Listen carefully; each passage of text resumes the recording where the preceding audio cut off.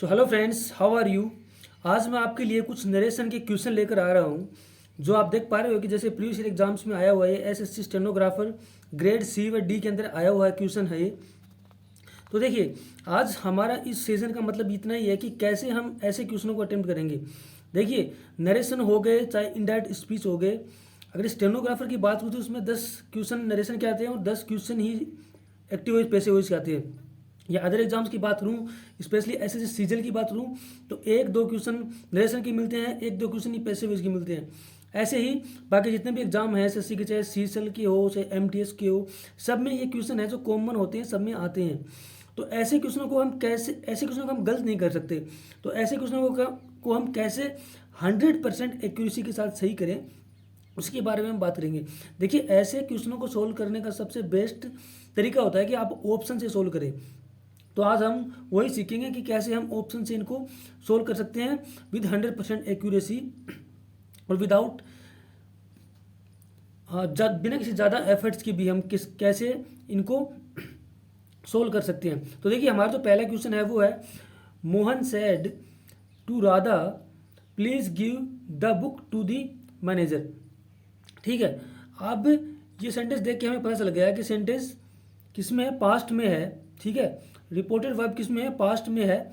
ठीक है, तो अंदर वाला जो सेंटेंस होगा, यानी देखिए हम इसको रिपोर्टेड वर्ब बोलते हैं, यानी ये जो इन्वर्टेड कोमा के जो बाहर का जो सेंटेंस होता है उसको हम रिपोर्टेड वर्ब बोलते हैं, और अंदर का जो ये जो पार्ट है इसको हम बोलते हैं रिपोर्टेड स्पीच।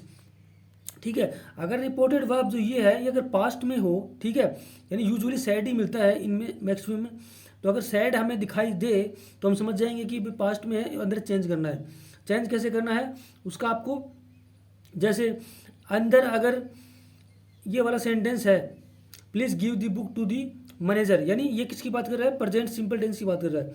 ठीक है, और हमें पहले सबसे बड़ी बात है सेंटेंस पहचान में आना चाहिए। जैसे इसमें प्लीज, जैसे कि सेंटेंस में अगर प्लीज लिख रहा है, काइंडली लिख रहा है, ठीक है, वर्ब की फर्स्ट फॉर्म से स्टार्ट है, ठीक है, तो वो सेंटेंस कैसा होगा, इंपरेटिव सेंटेंस होगा।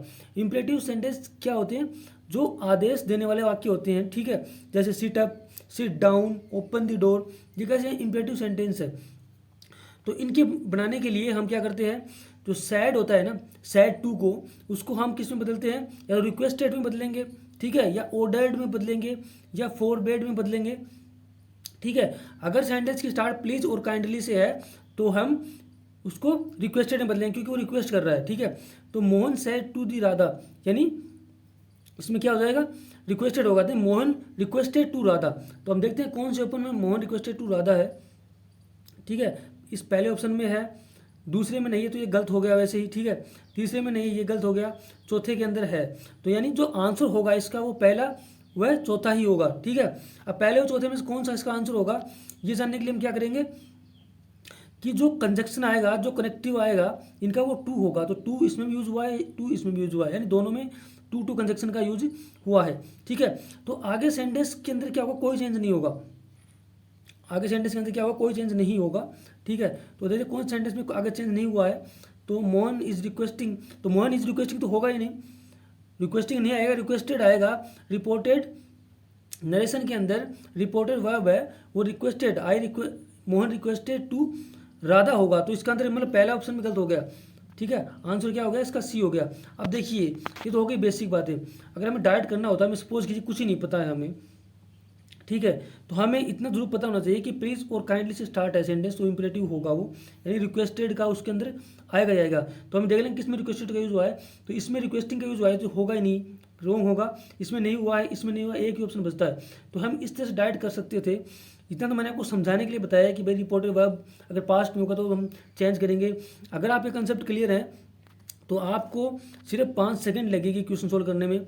जैसे हम नेक्स्ट क्वेश्चन लेते हैं, तो नेक्स्ट जो हमारा क्वेश्चन है वो ये है, देखिए, the manager said Vivek must go tomorrow to meet the client. ठीक है, अब हम देखते समझ गए कि भाई पास्ट सेड का जो है तो पास्ट रिपोर्टेड बाय पास्ट में है, तो अंदर चेंज होना ही होना है। ठीक है, अब क्या करेंगे, we must go tomorrow to meet the client. अब देखिए एक चीज़ याद रखिएगा, टुमारो हो ऐसा अगर वर्ड मिल जाए रिपोर्टेड स्पीच के अंदर, तो वो द फॉलोइंग डे में क्या होगा, कन्वर्ट होगा, या तो द फॉलोइंग डे में कन्वर्ट होगा, ठीक है, या तो वह द फॉलोइंग डे में कन्वर्ट होगा या नेक्स्ट डे के अंदर कन्वर्ट होगा, या तो द फॉलोइंग डे में कन्वर्ट होगा या नेक्स्ट डे के अंदर कन्वर्ट होगा। ठीक है, तो इसमें वो क्या हो जाएगा, चेंज होगा। तो देखते हैं कि जो टुमारो है वो किस किस में ऑप्शन में फॉलोइंग डे में कन्वर्ट हुआ है। तो पहले ऑप्शन में हुआ है तो ये इसका आंसर हो सकता है, दूसरे में भी हुआ है तो ये भी हो सकता है, तीसरे में नहीं हुआ, टुमारो आ गया यहाँ पर आप देख पा रहे हैं, तो ये आंसर नहीं होगा। इसमें भी टुमारो आ गया तो ये भी आंसर नहीं होगा। यानी 2 ऑप्शन तो हमारे ऐसे ही एमुलेट हो गए, हमने कुछ किया भी नहीं। तो इसका आंसर हमें पता चल गया कि इसका आंसर या तो ए होगा या बी होगा। अब ए और बी में हमें आंसर निकालने के लिए हम क्या करेंगे, ये दोनों ऑप्शन कैंसिल हो गए।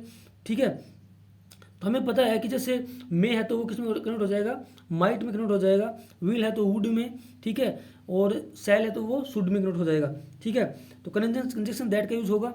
The manager said that Vivek must have to का यूज नहीं होगा इसके अंदर। ठीक है, तो इसका आंसर बी हो जाएगा। ऐसा सेंटेंस आ जाएगा आगे, Vivek must go to the following day to meet the client, तो इसका आंसर क्या हो जाएगा, बी ऑप्शन हो जाएगा। देखिए अगला क्वेश्चन हमारा है, he said to her I will meet you here tomorrow. अब वापस देखिए, हमें टुमारो देखते हैं, हम समझ गए कि द फॉलोइंग डे होगा या द नेक्स्ट डे होगा।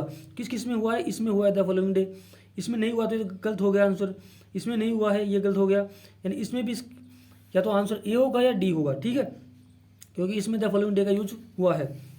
तो मैंने आपको थोड़ी देर पहले कुछ एक बात बताई है कि अगर ऐसे सेंटेंस में क्या होगा, अगर रिपोर्टर स्पीच के अंदर सेल है तो उसको हम शुड में, विल है तो हमको उसको वुड में बदल देंगे, और मे है तो उसको माइट में। तो विल यहाँ पर यूज हुआ है तो विल किस में हो जाएगा, वुड में। अब देखते हैं किस में वुड का यूज हुआ है, तो इसमें वुड का यूज हुआ है, तो ये तो वैसे भी गलत है। इसमें वुड का यूज हुआ है फोर्थ में, ठीक है, इसमें नहीं हुआ, विल का आ गया तो ये आंसर गलत हो गया, तो इसका आंसर भी क्या हो जाएगा, डी हो जाएगा। तो इस तरह से हम ऑप्शन का यूज करके 100% एक्यूरेसी के साथ हम क्या कर सकते हैं, क्वेश्चन को सोल्व कर सकते हैं। अब आपको मुझे इस क्वेश्चन का आंसर बताना है कि क्या होगा, कमेंट करके आपको बताना है कि इस क्वेश्चन का जो आंसर होगा वो ए होगा, बी होगा, सी होगा या डी होगा। इसको आप नीचे कमेंट्स करके जरूर बताइएगा।